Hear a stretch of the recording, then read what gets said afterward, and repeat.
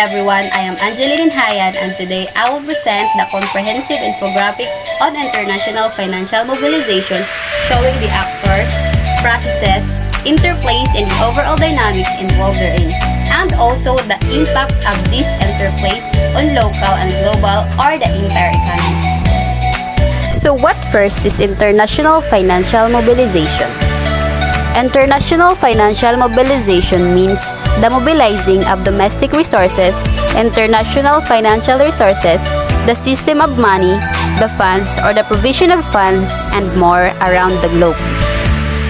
One of the major conversations growing out of globalization is the widening interface between global actors, which may include states, international institutions, transnational corporations, multinational corporations, specialized agencies, and more. So for today's discussion, I will focus more on the international financial institution. There are three major international economic organizations, also known as the international financial institution, that exist in the world. Those are the World Bank, the International Monetary Fund, and the World Trade Organization. So what first is World Bank? World Bank is a worldwide monetary entity that endears and subsidies funds to governments in low and middle countries to fund capital ventures. So what does World Bank actually do? The World Bank is a 187 country-owned international development organization. Its mission is to alleviate poverty by lending money to the governments of the world's poorest countries in order to help them improve their economies and people's living standards. What is the impact of World Bank on the entire economy? The World Bank promotes long-term economic development and poverty reduction by providing technical and financial assistance to countries to help them reform specific sectors or implement specific projects, such as constructing schools and health centers, providing water and electricity, combating disease, and protecting the environment. There are 5 institutions of World Bank. The first is the International Bank for Reconstruction and Development, or IBRD.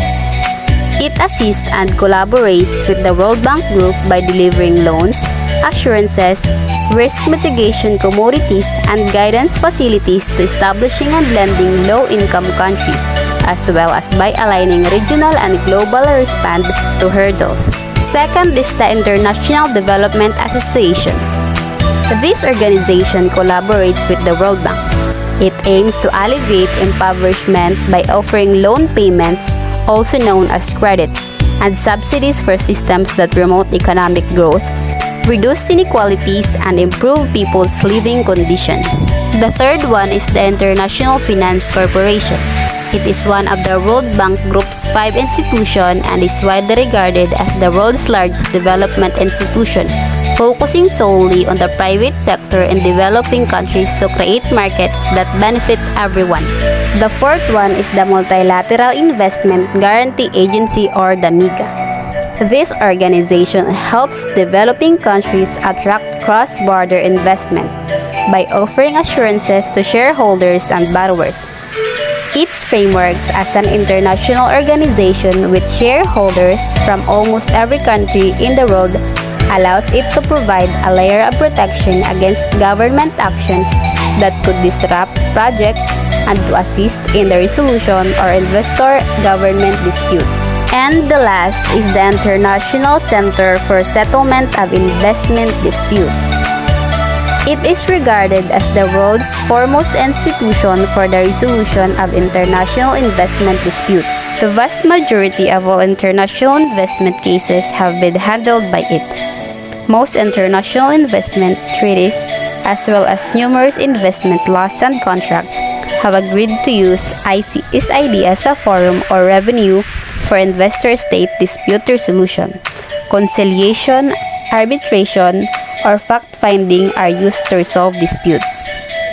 The second international financial institution is the International Monetary Fund, or the IMF. So what is International Monetary Fund? The International Monetary Fund is a global institution that encourages international economic progress, and monetary consistency, promotes international trade, and alleviates poverty. Quotas of member countries are a major determinant of voting power in IMF decision. What does International Monetary Fund do? The International Monetary Fund is an international organization whose mission is to achieve a variety of objectives. These include reducing global poverty, promoting financial stability and economic growth, and encouraging international trade. What is its impact on the entire economy? The International Monetary Fund works to ensure that all of its 190 member countries experience sustainable growth and prosperity. It does so by promoting policies that promote financial stability and monetary cooperation, both of which are necessary for increased productivity, job creation, and economic well-being. There are three main duties of International Monetary Fund. First is the economic surveillance. Following the global economy and the economies of its members, the IMF is in charge of overseeing the international monetary system and monitoring its member countries' economic and financial policies. The IMF highlights potential risks to stability and advises on needed policy adjustments as part of this process, which takes place both at the global level and in individual countries. The second one is the borrowing. Lending to countries with a problem with their balance of payments, the IMF provides loans to member countries that are experiencing or may experience balance of payments problems in order to help them rebuild international reserves, stabilize their currencies, continue paying imports, and restore conditions for strong economic growth while addressing underlying issues. The third one is the capacity building, providing members with practical assistance. The IMF works with governments and states all over the world to help them transform their economic and fiscal policies, institutions, and people. This aids countries in bolstering their economies, increasing growth, and creating jobs. And the last international financial institution is the World Trade Organization. So what is World Trade Organization? The World Trade Organization is the only international organization that deals with international trade rules. Its primary goal is to keep trade flowing as smoothly, predictably, and freely as possible. What does World Trade Organization do? The World Trade Organization is a multilateral organization that regulates and facilitates global trade. The organization is used by governments to create, revise, and enforce international trade rules. Impact on the entire economy. The World Trade Organization's global system, which operates on the principle of non-discrimination, lowers trade barriers through negotiation. As a result, production costs are lower due to lower import costs.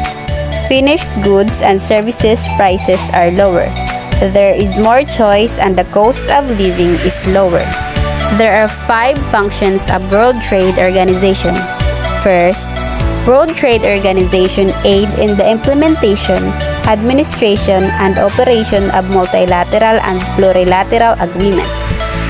Second, it provides a forum for its members to discuss their multilateral trade relations. Third is that it administers the dispute settlement understanding. Fourth, it administers the trade policy review mechanism. And the last is that it cooperates as appropriate with the International Monetary Fund and with the International Bank for the Reconstruction and Development affiliated agencies. That's all. I hope you've learned something from the discussion I've made. Thank you for listening.